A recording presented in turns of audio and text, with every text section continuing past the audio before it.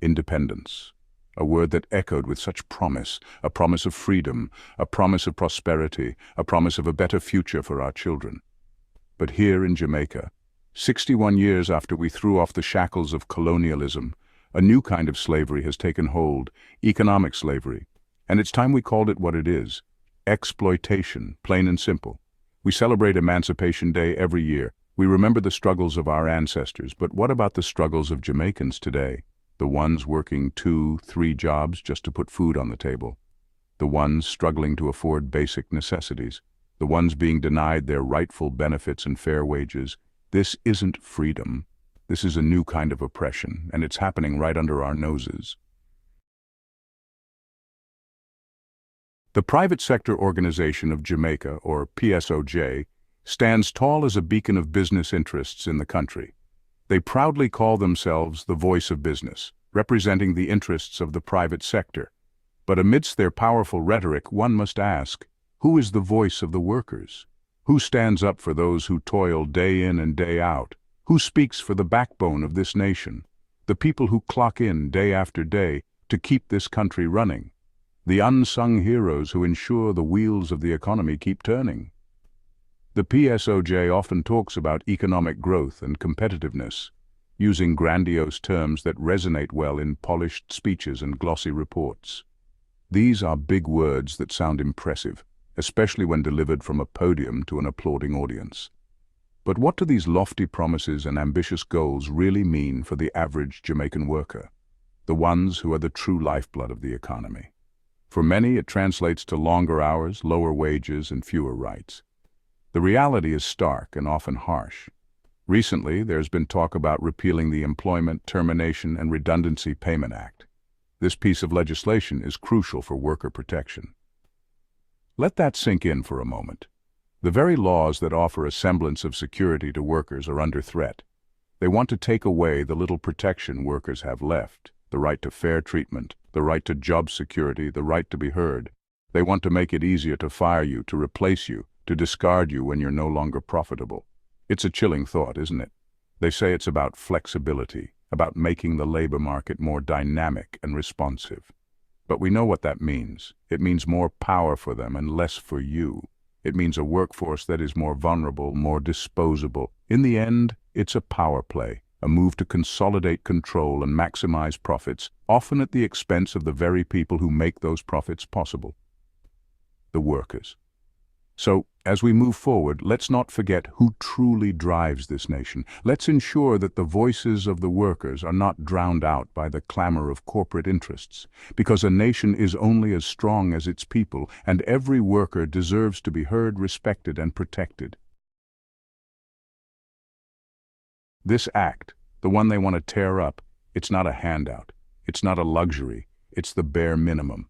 It's what you deserve after years of dedicated service. It's the difference between barely scraping by and facing absolute destitution. Imagine this. You've given your blood, sweat, and tears to a company for 20, 30 years. You've built a life, raised a family, all on the promise of a decent retirement, and then, bam, they decide they don't need you anymore. They discard you like yesterday's news, and with this new law they can do it without a second thought, without a penny of redundancy pay. This isn't just about money. It's about respect. It's about dignity. It's about recognizing the value of a life's work. Let's talk about wages. Jamaica has some of the lowest wages in the entire Caribbean. Think about that. We're competing with countries that have a fraction of our resources, a fraction of our talent, and yet our people are struggling to survive on what they earn. How can we as a nation accept this? How can we allow our people to be exploited like this? How can we stand by and watch as the gap between the rich and the poor grows wider and wider? This isn't a race to the top. This is a race to the bottom, and it's a race we cannot afford to lose. Section 5. A system rigged against you. This isn't about individual companies being bad or greedy. It's about a much larger issue that affects every aspect of life for the working class in Jamaica.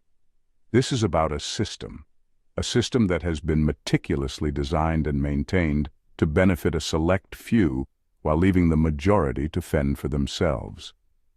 a system designed to keep the powerful in power and the working class struggling to survive. The disparity between the wealthy and the poor is not just a coincidence, it's a feature of this system.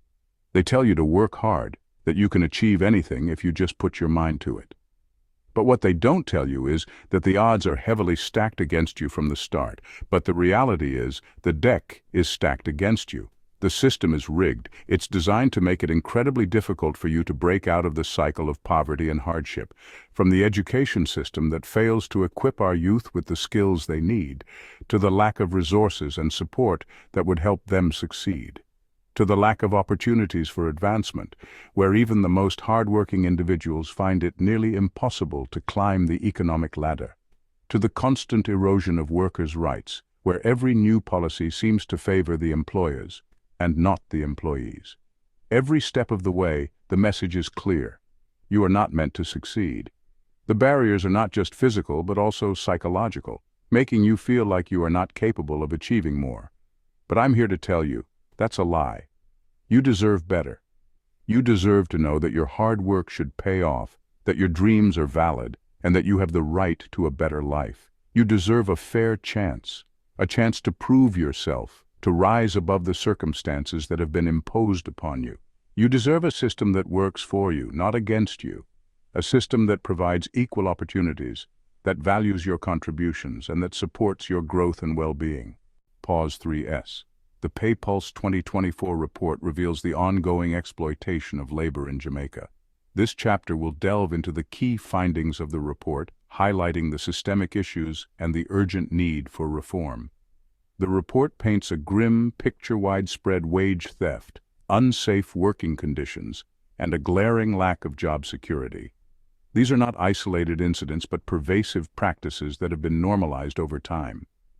The data shows that nearly 40% of workers are paid below the minimum wage, and many are forced to work overtime without compensation. It's not just the low wages, it's the constant fear of losing one's job for speaking out or demanding fair treatment. The report also uncovers that many workers are not provided with basic safety equipment, leading to a high incidence of workplace injuries. But perhaps the most alarming finding is the extent to which these practices are embedded in the system. From the top executives to the ground-level managers, there is a tacit understanding that exploiting labor is just how business is done.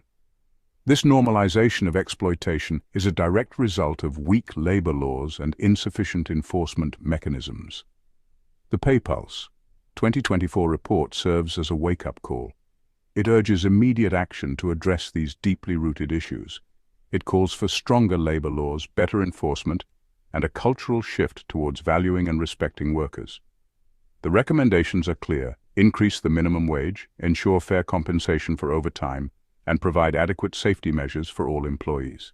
It's time to listen, to act, and to change the system. The workers of Jamaica deserve better. They deserve dignity, respect, and fair treatment. The exploitation must end, and it starts with us acknowledging the problem and taking definitive steps towards reform. The PayPulse 2024 report is not just a document, it is a mirror reflecting the harsh realities faced by Jamaican workers. And it's a call to action for all of us to stand up and demand change. This is a call to action.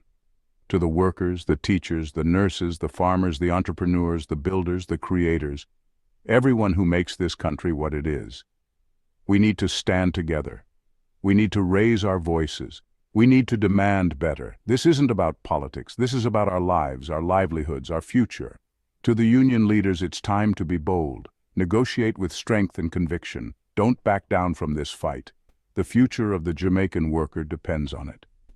And to the government, remember who you represent. You were elected to serve the people, not the interests of the wealthy and powerful. We, the people of Jamaica, deserve better. We deserve fair wages. We deserve decent working conditions. We deserve respect. We deserve a system that values our contributions, not one that seeks to exploit us. We are not asking for handouts. We are demanding what is rightfully ours. The fruits of our labor should benefit us, not line the pockets of the few. It's time to reclaim our dignity. It's time to reclaim our worth. For too long, we have been silent. For too long, we have accepted the crumbs that have fallen from the table. But no more. We will not be silenced any longer. We will not be ignored. We will not be exploited. The spirit of resistance that runs through our veins, the spirit of our ancestors who fought for their freedom, is alive and well. We will not rest until we break the chains of economic slavery and build a Jamaica where everyone has the opportunity to thrive. No more chains, no more exploitation. It's time for a new Jamaica, a Jamaica for the people, by the people.